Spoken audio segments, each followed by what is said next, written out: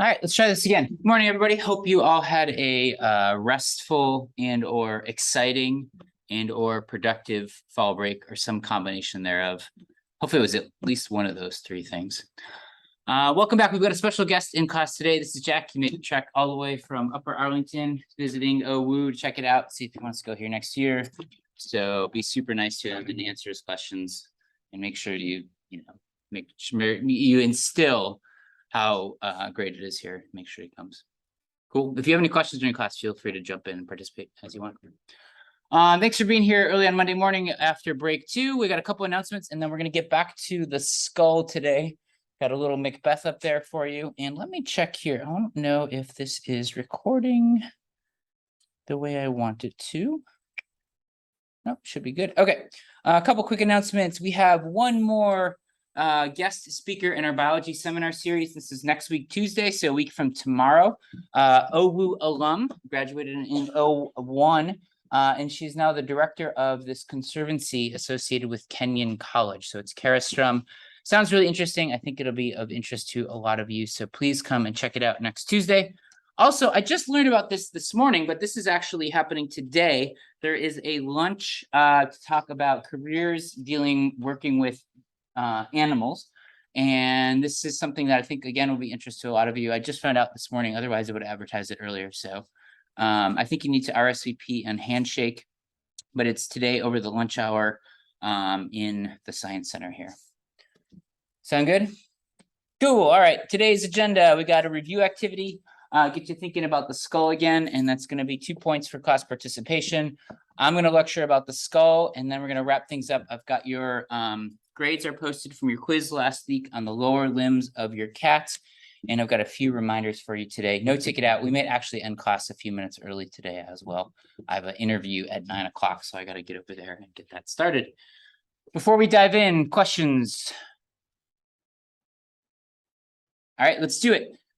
So we're going to do a warm-up activity here. So the first part is this: as best you can from memory, make a list of all the facial bones of the skull.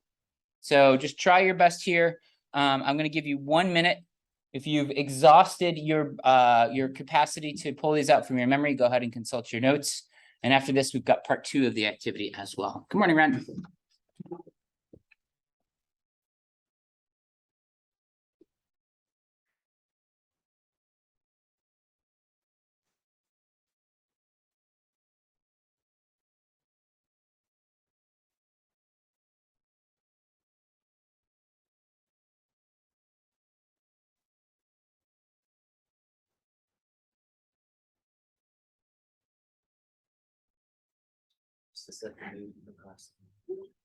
We should have saved this one for Halloween.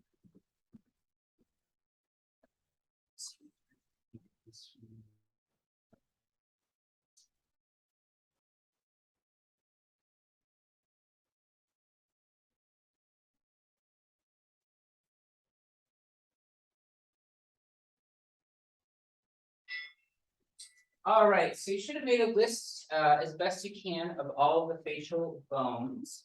Now, the next step is I'm distributing some skulls around the room. Some of these are the real deal, so please be careful with them. This is what I wanted to grab from the lab. I've got a couple more here. This, you guys are missing some bones with the cranium.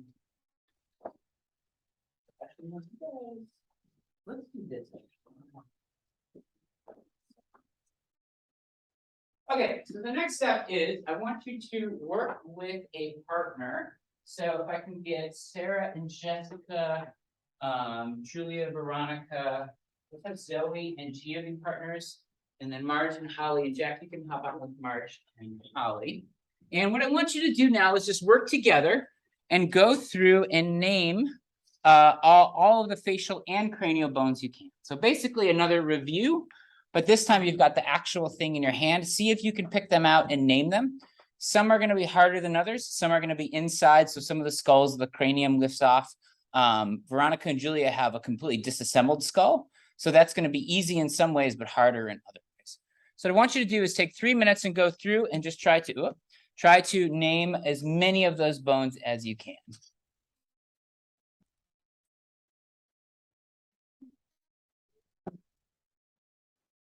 See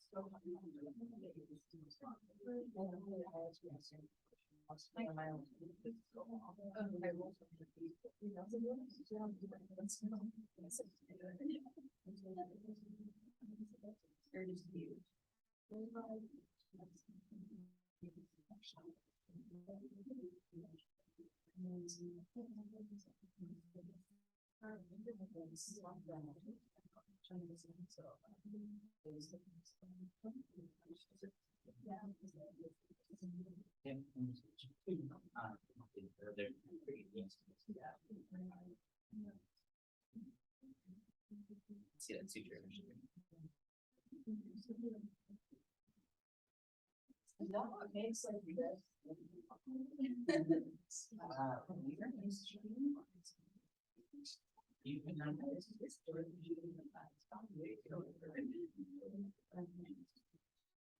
You guys kind of need to hold on, but that's good that you.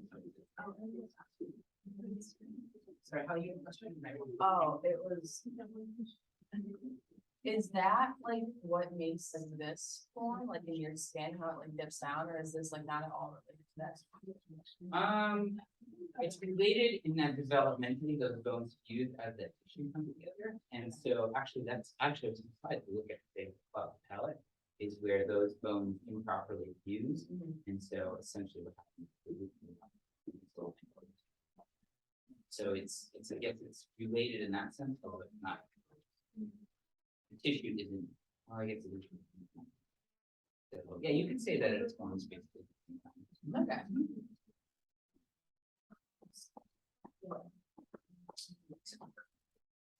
I'm doing that.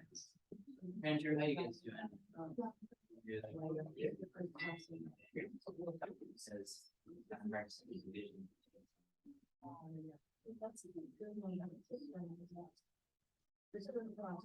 Seen everyone exploring pretty good here, so we'll take another minute. Let me know what questions you have, see how many of them that big bone, the facial bones you have you can name. You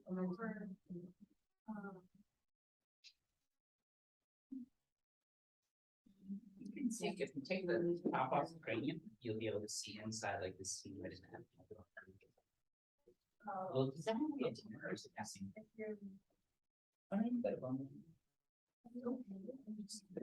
Partially, it looks like it's a little bit better. Some of the models, well, that one's a real skull. So that one's just a little yeah, you can see the sphenoid, you can see the stella turcica at the top of the sphenoid a little bit, and then I'll get through it. Yeah. That is your bonus. Yeah. So that one is that's going to be the inferior, the middle and superior nasal contact part.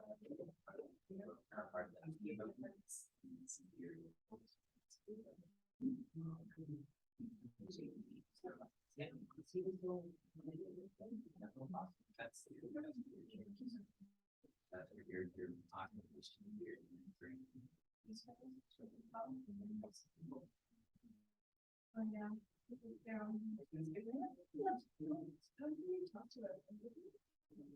Yeah, so I guess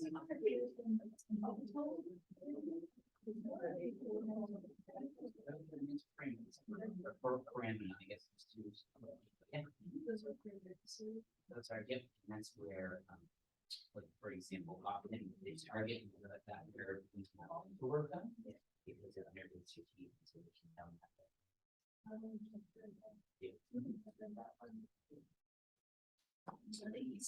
Cool. All right. Well, let's bring it back here. I saw some good exploration here. We're going to do our skull lab, and our skull lab is actually not going to be for a few more weeks. Remember, this week in lab, we have a review, then we have our lab practical. And so the skull lab will be the first week of November, if I'm not, which is like the day after Halloween, actually. That's perfect. It's Dia de los Muertos is the skull lab. So that'll be super fun. Question. The skull is not part of the lab practical. No, lab practical will only cover material up to what we've done already in lab. So through the upper muscles of the upper limb. Any other lingering questions about the skull before we get back? You can keep those at your desk. It actually might be nice to reference it throughout the lecture today. So feel free to do that as we're talking about things. So just as a quick review, the bones of you have 14 facial bones. You can see them here. 5 of them are pairs. So you have 2 nasal bones, 2 lacrimal bones, 2 zygomatic bones, 2 maxilla, and 2 inferior nasal conchae. And then there are 2 more bones that are single, the vomer and the mandible. And then, of course, you have the palatines, which from this view, you can't really see, but they're going to be situated right back in here. So those are the 14 facial bones. I have in your class program for Wednesday a video that's about 8 minutes long, I think. It's just a YouTube video about someone working through these facial bones with a mnemonic device to remember the names of all of them. So be sure to check that out. I think that'll be a handy review for you as you look over this material. We left off talking about these bones 101. I want to pick up with the vomer. This is a singular bone kind of right in the middle. So if you're looking at one of your skulls and you look through this nasal opening here, you can see the vomer in blue. It's this kind of more or less triangular shaped bone right in the middle that forms part of your nasal septum. And there's not too much to say about vomer. The vomer, the word comes from the Latin for plow, and you can see that it kind of vaguely has this plow shape. Actually, Veronica, you guys, or Julia, will you hold up a vomer for us? You can see what it looks like there. It's just this singular bone kind of right down the middle of that nasal opening. Cool, thank you. Next, we have the inferior nasal conchae. So these are 2 bones that form the inferior most of these kind of structures that, remember, when you inhale, they make turbulence in the air so that the air comes in contact with these mucous membranes so that any dust or potential pathogens or things like that can stick to it. It also helps to warm the air before it gets to your lungs and moisturize so that air gets to your lungs. It's nice and clean and warm and wet. And the 2 in the superior and middle nasal conchae are formed by the ethmoid bone, but the inferior nasal conchae is formed by its own bone called also the inferior nasal concha. So it's the inferior to the ethmoid bone. And then last but not least, probably the bone we'll spend the most time on of the facial bones is the mandible. This is a single bone commonly called the jawbone. Note that it's the only bone that is movable in the skull. So it has synovial joints with your temporal bone and this very movable joint so that you can move your jaw for obvious reasons. It's also the strongest facial bone, so big. It's a big prominent bone. And we divide it into 2 main parts. We have the body, which is the bulk of it here, kind of down inferior to your teeth. And then we have what's called the rami, or singular ramus. And remember, that is an arm-like structure on a bone. And that's the parts that come up here and articulate with your temporal bone.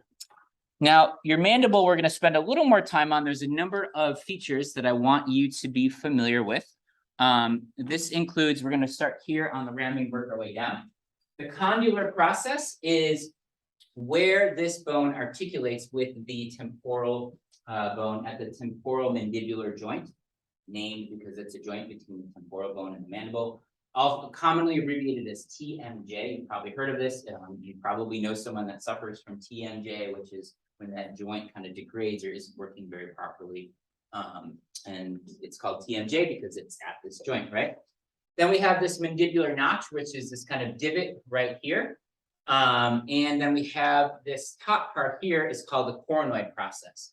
And you can see that on both sides here. And that's where your temporalis muscle inserts. We'll talk about that in lab a little bit, but that's a muscle important for closing your jaw, right? So you've got the condylar process where it articulates with the temporal bone. You've got this notch. You've got this coronoid process.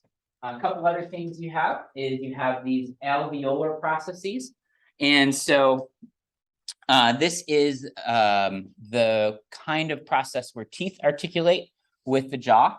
So remember, there's only 3 bones on the body where we have this kind of process. That's the mandible, and of course, then the 2 maxilla bones. And finally, two more bits I want you to know here. One is the mental foramen, which is this little hole right here, kind of front and center in the mandible. You have one on either side. This is a passageway through which nerves and blood vessels travel. And then you have another foramen here, kind of on the inside of the ramus. And that is, again, where one of your facial nerves pass. So you have these 2 holes that I want you to know that are important, especially for the passageway of nerves. I mentioned this to one of the groups, but this is where one of these 2 places is where they inject like Novocaine or lidocaine when you're having dental procedures done, because then that nerve innervates the whole jaw. And so that's why that whole jaw kind of goes numb. And so make sure that you know all of these features on the mandible as you're studying. So these are the ones we'll focus on in red here. Questions? All right, I want to just show you this diagram. I included this. This is in the, I think, I'm almost positive this is in the notes that I provided for you on the Google Sheet. Is this one in there? Gee, it's not in there, this one? Or this one is from the textbook, so you should have that. But this is just another diagram of all those structures together. And you can see all of the structures that I highlighted on the previous slide here as well. So just another diagram to see the same things. All right, what I want to transition now and talk about some of the kind of special features of the skull, or the special structures that are formed by these bones. And I have 4 examples of this. The first is your nasal cavity. So I touched on this a little bit when I was talking about the ethmoid bone and the inferior nasal conchae. And this is essentially, this is the passageway through which generally air is flowing in and out of your body. And it's kind of a big area. And it's formed, to form it, we have a roof, a wall, and a floor. So I want to walk you through the bones that form the roof, the wall, and the floor of your nasal cavity. The roof is formed by the cribriform plates of the ethmoid bone. And you can kind of see that in here. And so that forms the top of this nasal cavity. The wall is, oh, wait, did I do that right? Yep, that's what I want to say. The wall is then formed by the ethmoid bone. And remember, the ethmoid bone includes the superior and middle nasal conchae, as well as the inferior nasal conchae that you see here. So that forms the lateral wall of this nasal cavity. And so you have this cribriform plates of the ethmoids above, and then you have part of the ethmoids on either side, and then you have that inferior nasal conchae coming down as well. Also, part of that wall is formed posteriorly by the perpendicular plate of your palatine bone. So remember that palatine bone is the one that is formed kind of an L shape. Actually, let me grab, can I grab a palatine bone from here? Pass this and grab it.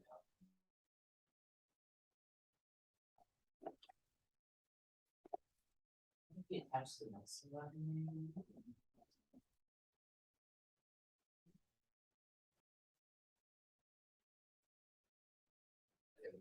Yeah. So the palatine bone is this little guy. You can see it's kind of L-shaped. I'm going to hold it over here so I can hold it up to the camera. And it's kind of L-shaped in the side, the perpendicular plate, the part that goes up and down, forms that lateral wall, or the posterior part, lateral wall of that nasal cavity. And then finally, we have the floor, which is formed by a combination of the horizontal plate of the palatine bone. So this little part that comes across here. And then the palatine process of the maxillary bone. So those are the 2 bones, remember, that form your hard palate. So the hard palate is the roof of your mouth, anterior. So if you stick your finger up right behind your teeth, don't do it now, do it later after you wash your hands. You can feel the bone here. And then if you get Further back here, you can feel what's called the soft palate, and that's the roof of your mouth where there's no bone forming that structure. But if we think about this structure from the bottom, it forms the roof of the mouth. But if we think about it from the top, it forms the floor of the nasal cavity. So it's essentially the division between the nasal cavity and the mouth. And make sure you got that before I move on to the next slide.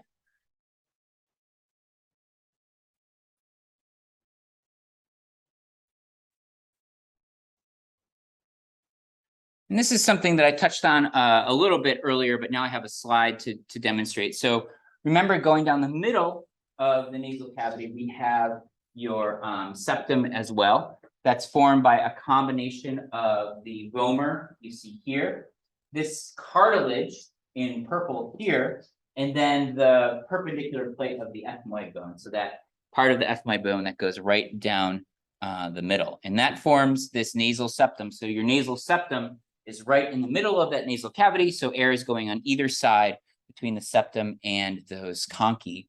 And the structure of this, again, provides turbulence for the air. So it comes into contact with these mucous membranes to clean the air, to moisten the air, and to warm the air. So when it gets to your lungs, you're not bringing all that junk into your lungs. Instead, you're getting it, you're trapping in the mucus of your nose. And eventually that mucus flows to the back of your throat and you swallow it and digest it. That's all I'm going to say about the nasal cavity. Let's talk about your sinuses. So we talked about this a little bit in lab. We were talking about structures in the bones. And I want to focus here primarily around on the nasal sinuses or the paranasal sinuses. And so again, these are passageways that are lined with mucous membranes that help to filter inhaled air. And they also serve to lighten the skull. We want the skull to be these really strong bones, but you don't want a super heavy skull because it's going to take a lot of energy to carry that skull around and move it. And you can see here 4 sinuses that I'd like you to know. We have the frontal sinuses, which are in the frontal bone, just kind of medial and superior to the eye orbit. And we have the ethmoid air cells here and the sphenoid sinus here. So this is a little bit more posterior, kind of behind the nose. Then we have the maxillary sinus here, which is a big one on either side of the nose. And this is an image, I think this is from a CT scan of a coronal section of the skull. And you can see these holes in the ethmoid bone. You can see these holes in the maxillary bone here. And those are the sinuses. Now remember, the sinuses, you're probably most familiar with them when you get a cold or something like that, and bacteria build up there, and you get a ton of mucus, they become clogged, it creates pressure, it can be painful, et cetera, et cetera. Gotcha. In here, it's going to be this guy right in here, like just inferior to the ethmoid sinuses. Yeah, it's a little hard to see. I mean, what we really need here is kind of an animation to see the structure of that as you kind of move in and out. Maybe I should add one to the lecture slides to really see where those sinuses are. We look at this from a lateral view, you can see those same things. And you can see here how the sphenoid sinus is actually a little bit further back in here. Maxillary sinus kind of right in your cheek there. And then ethmoid sinuses, it's kind of a bunch of small sinuses, more than one. So this is the same 4 sinuses, but from a lateral view instead of the frontal view. You can see them a little differently. Mostly, I just want you to know what they are and where they are generally. They're a little bit hard to point out on models because, again, they're inside that bone. So unless you're seeing it through a CT scan or an X-ray, or not an X-ray, you can't see it. You need a CT scan to see it. An X-ray will just show you the outside of the bone, just like a solid structure. Cool. 2 more structures I want to talk about. One is the eye orbit. So not surprisingly, this is that cone-shaped structure that forms the posterior. It's the posterior structure that holds your eye and all the associated muscles and tissue into place. Also contains a bunch of fat in the back, and that helps cushion your eyeballs as well. And what is pretty interesting about the orbit is that it's formed by no less than 7 different bones. And you can see here how parts of your frontal, sphenoid, ethmoid, lacrimal, maxilla, palatine, and zygomatic bones all form this eye orbit. So it's a very kind of complicated structure here. And it's basically where all of these different bones come together to form this structure. So it's not one single bone, but a whole bunch of bones. And in fact, some of these bones, especially in the posterior aspect of the eye orbit, are very thin and fragile, like this greater wing of the sphenoid bone, for example.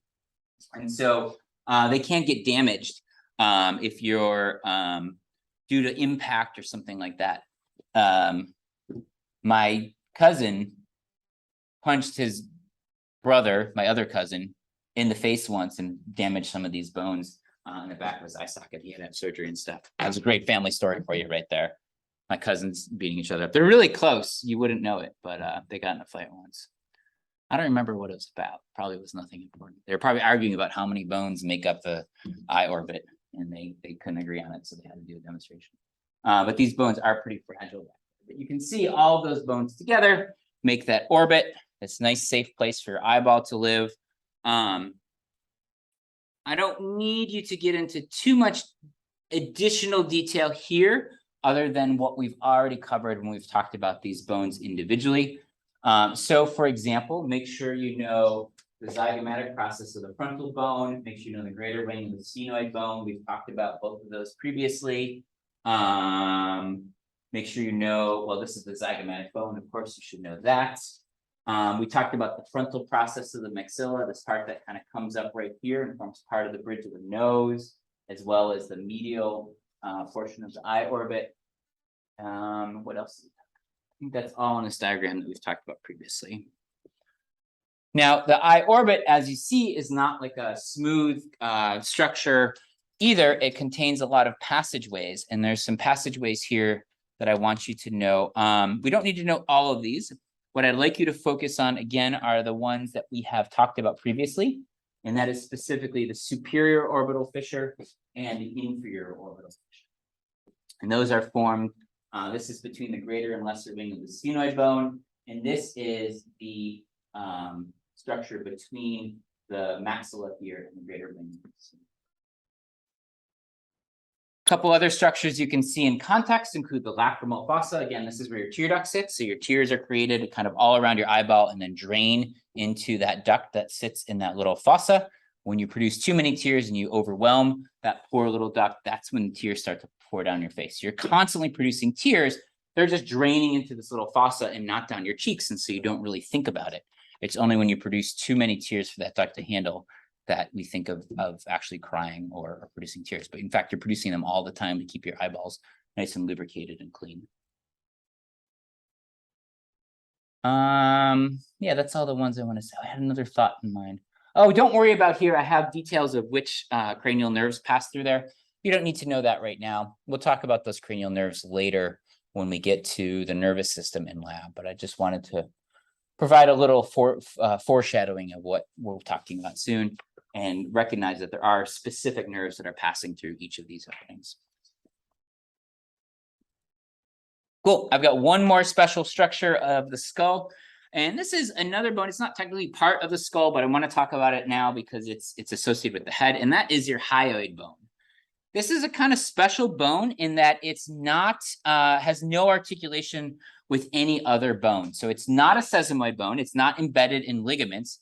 Rather, it's formed right here. You can feel it right under your chin right here. And it has a body, and then it has greater and lesser horns that are attachment points for muscles and ligaments. And so specifically, we have these ligaments that attach it to the temporal bones, and then it has attachment points for some muscles that are important for both moving your neck and swallowing, especially. Now, in this class, I didn't get into the details of the muscles of the neck. There's a whole bunch there that we could spend like a week of class on. I'm electing to kind of skip over that just for the sake of focusing on some other things. But I do want you to be able to recognize this hyoid bone. I have some examples of it we'll see in lab, and know that it's an important attachment point for these ligaments and muscles. And that it is unique because it's not attached directly, it doesn't articulate directly with any other bone in the body.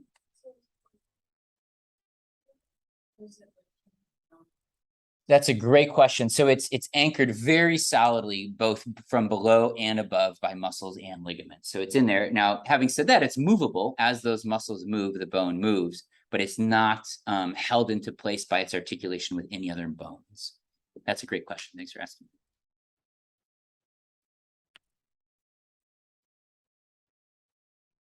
All right, I want to wrap things up with the skull with just a few more slides, and specifically talking about some disorders of the axial skeleton. And we've often heard of this term cleft palate. So this is a congenital disorder when the left and the right halves of the hard palate, and remember the hard palate is formed by the maxilla and palatine bones, don't fuse together immediately.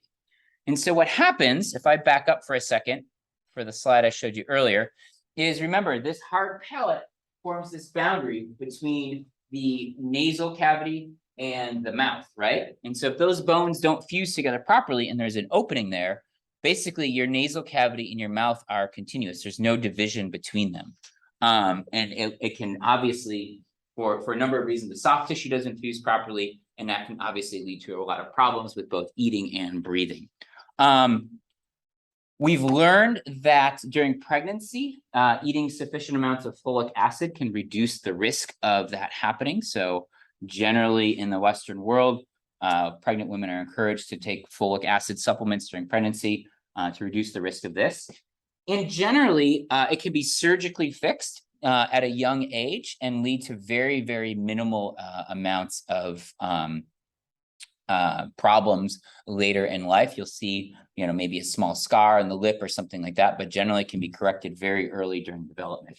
Now, the problem is in a lot of places in the world where this happens, that surgery isn't available to the babies early in life. And so that can, as they grow, it becomes harder and harder to fix that the older the baby gets. So there's actually specific like NGOs, like nonprofit organizations who go and fund doctors getting to places in the world where there's not this kind of medical care might not be readily available, and help perform this operation on babies early so that they can develop normally. You can see an example there where it's barely even noticeable. If you look at this through an X-ray, you can see what this looks like. The two bones, in this case, we're looking at a frontal view, so you see the maxilla bone here. You see this big gap between those two maxilla bones. So that essentially opens up this space between the nasal cavity superiorly and the mouth inferiorly. And you can see it also affects the way the teeth develop, it affects the septum in the nose, et cetera, et cetera.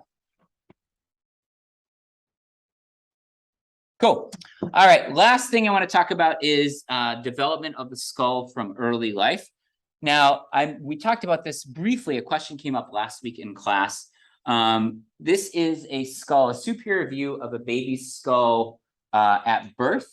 And you can see that the skull in this case isn't fully ossified. In fact, there's just kind of soft tissue covering some parts of the skull. In this case, you can see here from this view, this is the frontal bones, and you can see even the frontal bone isn't completely fused yet, so it's two halves. This is the parietal bones, and you can see some places here where there's essentially no bone covering, and those are called fontanelles. The fontanelle is also commonly called the soft spot. If you've ever seen a newborn, you can actually see their pulse in the fontanelle, especially right back here. It's very visible, and it's because that the skull bones aren't fully ossified. Now, this is very important that they're not ossified during childbirth, because this allows the skull to be much more pliable. Again, I mentioned this last week, but if you've ever seen like a newborn baby, like within the first 6 hours, their head is very often like smushed, and it looked kind of like cone-headed. It formed within a day. Even it goes back to being a kind of normal baby-shaped head, but very early in birth, because it's compressed, especially during a vaginal delivery. But it's important that it is, because that provides our human babies are born with really, really big heads, and that's really the limiting factor in childbirth. And so the more flexible that head can be, the better chances of a successful birth for both baby and mom. So you can see the view of this here, and you can see where these fontanelles sit in relation to the bones of the cranium. Look at a skull of a newborn from the lateral view. It looks very different than an adult skull. I see some expressions like, what is that? It doesn't look like a human skull as we think of it. And you can see proportionally, the facial bones are much smaller compared to the cranium. The cranium is huge, and then there's that little tiny face. You can see the mandible is very underdeveloped here. This temporal bone is relatively small, and in fact, not completely fused yet. And you can see just how different it looks. I have an example, a model of a baby skull in lab that we'll look at. And that's all we're going to do for the skull. That's all I got for you. We're going to start in on the nervous system on Wednesday. Before we do that, what questions do you have right now? Cool. All right, let's transition. I want to just debrief your quiz from last week in lab. So why did I do this? Oh, shoot, I put the wrong one in here. Oh, well, just kidding. I don't actually have that information for you. I meant to put it in here and I didn't change this graph for you. Your grade from your lower limb quiz is available in Blackboard right now. You can check it out. I don't have the class distribution here. Sorry about that. I forgot to change that slide out. But you can see what you got last week. Remember that you have another quiz tomorrow in lab. It's a review session, but we will still have the quiz on the muscles of the upper limb. With that in mind, a couple reminders. On your syllabus, on the class schedule, it lists your lecture quiz number 4 being this week. We're going to push that back to the end of next week after your practical. I don't want to do the quiz at the same time that you're preparing for your practical. I want you to put all of your human anatomy mojo into preparing for your practical, which is a week from tomorrow. So that quiz will be later on next week, and I'll give you some details about that soon.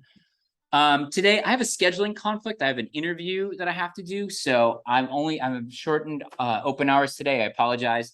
I'm just noon to 12:30 today.